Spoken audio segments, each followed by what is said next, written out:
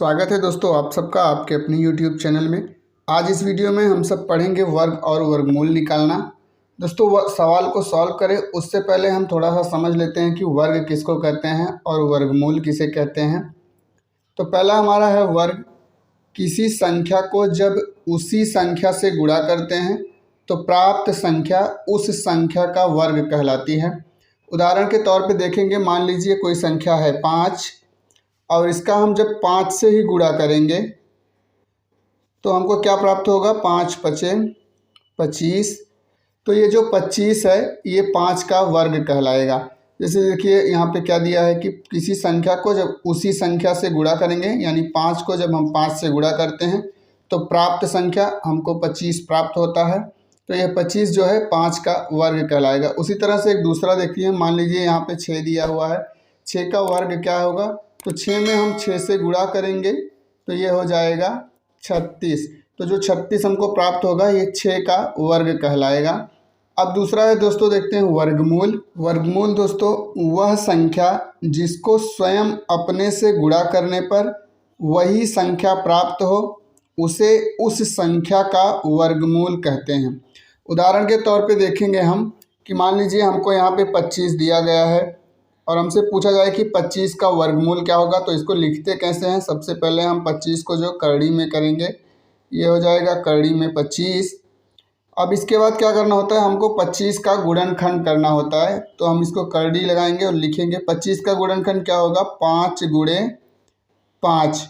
तो इसमें अभी देखिए एक जोड़ा मिल रहा है, तो जैसे करड़ी के अंदर अगर जितने जोड़े रहते हैं उसको हम एक बार बाहर लिखते हैं, तो इसको हम बाहर क्या लिखेंगे, 5। तो ये हो जाएगा 25 जो है 25 संख्या का वर्गमूल 5 हो जाएगा। तो इसी तरह से दूसरा देखिए, मान लीजिए यहाँ पे 49 दिया हुआ है और आपसे पूछा जाए कि 49 का वर्गमूल क्या होगा।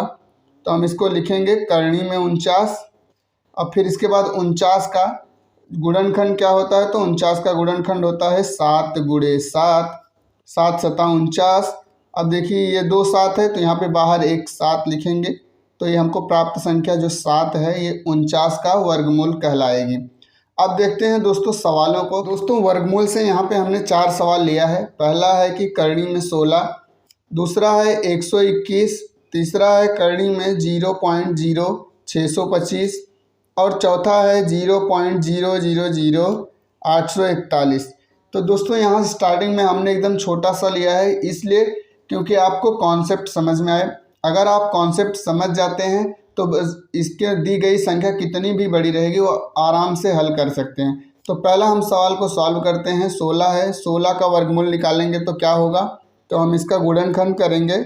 तो 16 का गुणनखंड क्या होता है, 2 गुणे 2 गुणे 2 गुणे 2। देखिए 2 दूनी 4, 4 दूनी 8, 8 दूनी 16।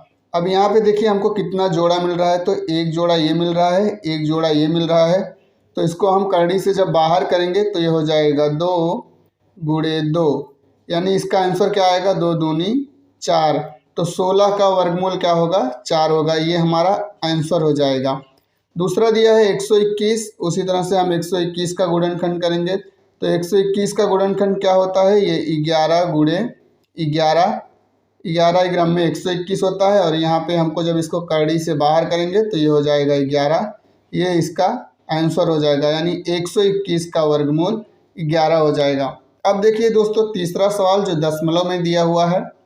अगर इस तरह से हमसे सवाल पूछा जाए तो हमको घबराने की ज़रूरत नहीं है। हम पहले इसको देखेंगे, यहाँ पे करड़ी दशमलव सब छोड़ दीजिए और देखिए कि जो अंक दिया हुआ है वो कितना है। तो यहाँ पे देखिए कितना दिया है, 625। तो हम ये देखेंगे कि 625 किस संख्या का वर्ग है। तो 625 जो है वो 25 का वर्ग होता है। तो हम यहाँ पे लिखेंगे पहले 25। अब इसके बाद देखिए कि करणी में कितने अंक पे दशमलव है, तो 1 2 3 4 अंक पे दशमलव है। करणी से बाहर करेंगे तो हमको 2 अंक पे दशमलव लगाना होगा और दशमलव हम जो है दाएं साइड से लगाते हैं। तो 1 2, तो हमको 2 के आगे दशमलव लगा देना है, यहाँ पे 0 लिख सकते हैं।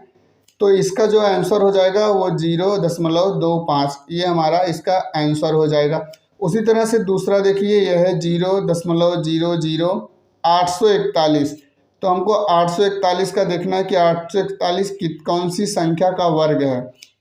तो 841 29 का वर्ग है। अगर हम 29 का गुणा 29 में करेंगे तो हमको 841 प्राप्त होगा।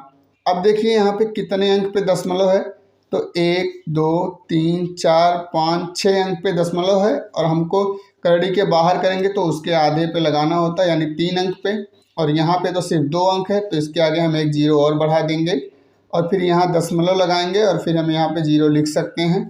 तो इसका आंसर हो जाएगा 0.029। ये इसका आंसर हो जाएगा। दोस्तों अगर वीडियो पसंद आई हो तो वीडियो को लाइक करिए, हमारे चैनल को सब्सक्राइब करिए। धन्यवाद।